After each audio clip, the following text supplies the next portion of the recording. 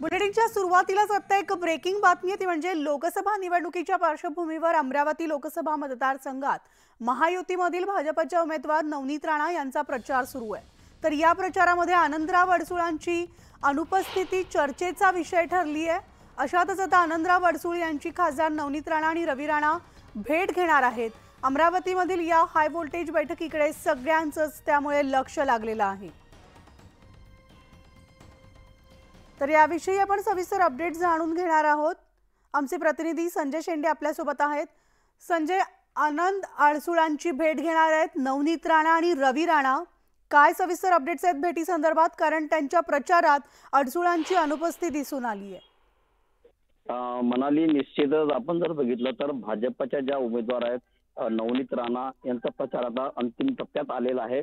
मात्र जर महायुतीमधील घटक पक्षांचा जर विचार केला तर आनंदराव अडसूळ असतील किंवा राष्ट्रवादी काँग्रेसचे अजित पवार गटाचे काही नेते असतील अजूनपर्यंत प्रचारात सक्रिय झालेले नाही आहे।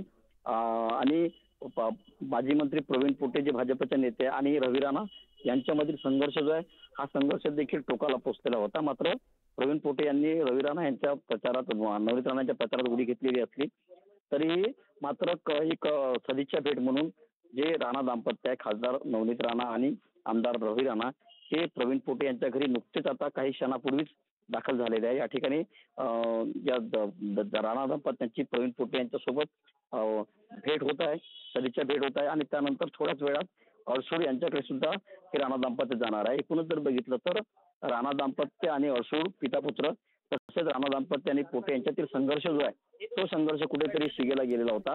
मात्र आता लोकसभेच्या निवडणुकीच्या निमित्ताने ही तीव्रता कुठेतरी कमी करायची आणि सगळे नेते जे आहेत ते नेते आता एकदिलाने लोकसभेच्या प्रचारासाठी कामाला लागायला हवे, या उद्देशाने कदाचित ही भेट असावी असं राजकीय क्षेत्रात चर्चा आहे।